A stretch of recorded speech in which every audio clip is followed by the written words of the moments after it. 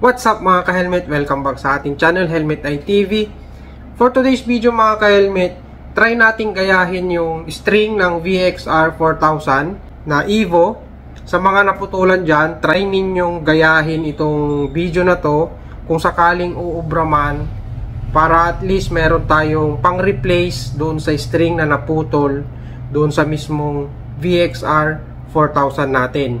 Bali, sa video na to mga ka-helmet, hindi ko mapapakita ng actual kung gagana yung ginagawa kong ito, kasi wala akong stock kasi ngayon na VXR 4000 para mai-testing sana yung ginagawa kong ito, yung string. Bali, bumili ako sa online mga ka-helmet ng string ng gitara, tapos yung shrinkable tube. Ito siya. Bali, ginagawa ko mga ka-helmet, ginagaya ko yung style nung dun sa string ng VXR 4000 natin. Then, ayan, sinimulan ko na siya mga ka-helmet. Pumutol ako ng, nag-estimate lang ako nung haba. Yun nga lang, ang napansin ko dun sa nabili kong string sa online, medyo manipis siya. Hindi tulad dun sa original string ng VXR 4000 na medyo makapal siya ng konti, medyo mataba siya ng konti. Ito kasi medyo manipis, pero just in case na ganito yung gawin ninyo, since hindi ko nga mapapakita ng actual dahil wala nga akong stock dito or wala akong old na VXR 4000 dito, please mga ka-helmet, kung sakaling ginawa nyo yung ganito, paki-comment na lang dito sa comment section kung approve ba siya, kung gumana ba siya. At least meron tayong alternative na string para kahit papano magamit pa rin natin yung modular nung VXR 4000 natin, kasi ito ang madalas na issue sa VXR 4000. Kung hindi bumibigay dito, ito nakakalas kasi to. May nagawa na kasi ako dati dito, nagpagawa, nag-loose, naalis yung pagkakadikit niyang dito sa parang shrinkable tube. Meron naman yung isa na putol, naswertihan niya, nakapag-order pa siya sa online sa mismong Evo Service Center, naka-order siya, kaya napalitan namin ng original na string. Pero ito, parang alternative lang tong gagawin natin para in case na maputulan kayo, at least magamit nyo pa rin yung modular nya, mabuksan nyo, maisara nyo, dahil dito lang naman nagkakaroon ng problema sa VXR 4000, kaya hindi na mabuksan yung sa may modular nya. Bali, nagputol na ako, nag-estimate lang ako ng haba kasi nakakita na rin ako kasi nung nag-ayos ako. Tapos, ganyan siya. Hinabaan ko na para hindi siya madaling maalis. Tapos, ang ginawa ko, tinupi ko muna. Gumamit ako ng medyo maliit. Ito yung nabili kong shrinkable tube, marami siya. Ayan, sa online. Marami siya. Ito naman yung string ng gitara, isang set. Pero bumutol lang tayo dito. Talagang sinadya nating bilhin. And kung meron kayong mabibili na medyo mas makapal, mas maganda siguro yon, para at least mas matibay. Ito yung mga shrinkable tube, iba-ibang sizes na yan. Medyo mura lang naman yung mga presyo yan sa online mga ka-helmet. Tapos, ayan, pumutol na ako. Siyempre, gamit yung ito, slice. Ayan. Tapos, bali, kukuha tayo ng 2 piraso ng shrinkable tube. Mas maganda kasi na medyo maliit para hindi siya madaling maalis. Kasi pag yung medyo malaki, maluwag siya, maglulus, possible na maalis. Kaya dapat yung medyo maliit lang talaga. Ayan. Tapos, ang gagawin natin, syempre, wag muna nating tupiin dito sa kabila. Isuot muna natin yung 2 na shrinkable tube. Kasi, pag dito mo isusuot, yung sa may pinagtupian, medyo mahirap. Kaya ang gagawin natin, pabaliktarin natin siya. Ganyan siya. Ayan. Since medyo mahaba, bawasan ko ng konti. Ayan, kuha tayo ng gunting. Bawasan lang natin ng konti mga ka-helmet, para lumabas lang yung sobra nung pagkakatupi niya. Ayan. Suot natin.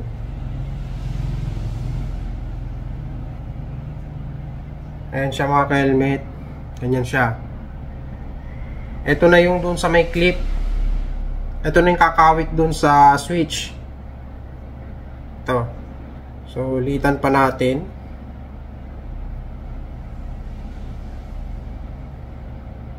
Yan siya. Tapos, syempre, suksok na rin natin itong isa. Bawasan din natin ng konti. Masyado kasing mahaba. Tapos, same. Tupirin natin. Pagkatapos nating maisuksok yung shrinkable tube. Ayan, gagawa lang tayo ng parang bilog. Yun mga ka-helmet, mas maganda pag meron yung helmet mismo tapos yung string para at least makuha natin yung mismong sukat, kasi ito in-estimate ko lang ito mga ka-helmet para mapakita ko lang sa inyo yung itsura nya ng DIY na string para sa VXR 4000. Ayan siya. Ito mga ka-helmet, sample lang to. Mas maganda kung meron sana tayong pagta-testingan dito. Ayan. So, ganyan siya. Ito na siya ngayon mga ka-helmet. Kung pwede mong doblehin yung shrinkable tube, nasa sa inyo na yon. Kung sa tingin nyo naman na matibay na tong single, kung sakaling gumawa kayo tapos napatid, pwede na naman nyo namang ulitin. Ayan. And then, pag naisuksok na natin itong mga ka-helmet, susindihan natin siya. So, meron tayo ditong kandila. Tapos, yung phosphorus, sindihan ko lang.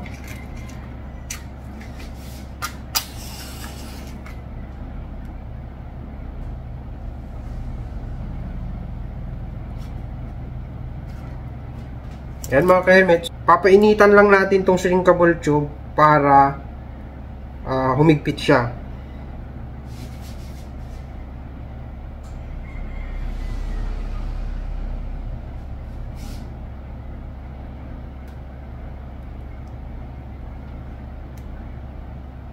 So yun mga ka-helmet, pa-comment na lang ako sa comment section just in case na tinry nyong gawin to naging maganda yung result, para at least yung mga iba na naghahanap ng string is gagawa na lang sila ng sarili nila na string. And in case na maputulan sila ulit, at least pwede na ulit gumawa.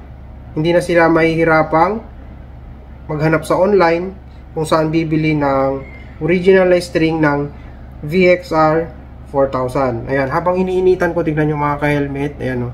Iniipit na niya yung string mismo. Mas maganda sana mga ka-helmet kung meron tayong blower para at least, kasi pag ganito nangingitim siya, although di naman na makikita kasi nasa loob. Kung wala naman kayong blower, pwede naman tong kandila. Ayan, papainitan lang natin siya hanggang sa ipitin niya mismo ng mabuti yung string para hindi siya basta-basta maalis. Yan mga ka-helmet.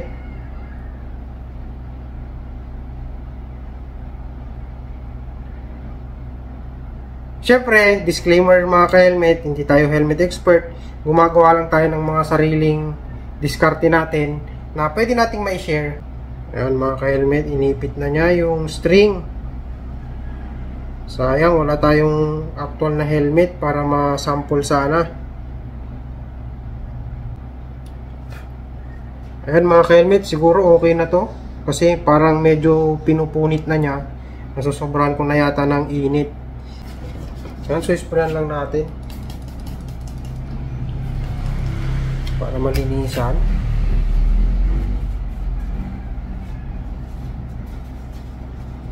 Mangingitim talaga mga ka-helmet kapag kandila ang gamit.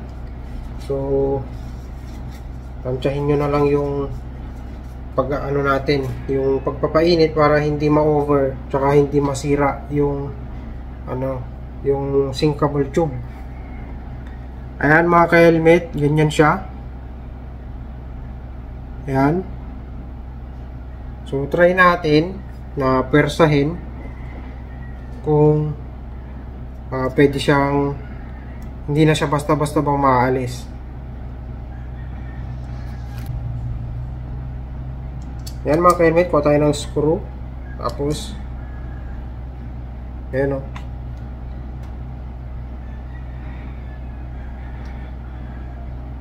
Ano? So, hindi siya basta-basta bumibigay yung naalis. Yan o. Yan. Yan. Pinupersa ko yan mga ka-helmet. Yan. Yan. Sa tingin ko, uubra itong diskarte na ito mga ka-helmet sa mga naputulan ng string ng VXR 4000. Sukatin na lang na mabuti sa mismong actual nung naputol na string para at least makuha yung tamang haba, tapos yung kung saan kayo gagawa ng bilog para at least saktong-sakto siya doon sa mismong clip dito kung saan isasabit yung bilog.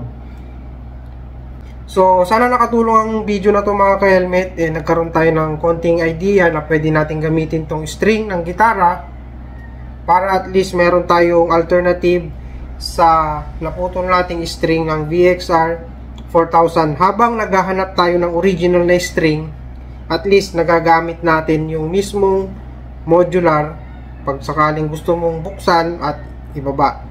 So yun mga ka-helmet, kung nakatulong ang video na to, please don't forget to subscribe.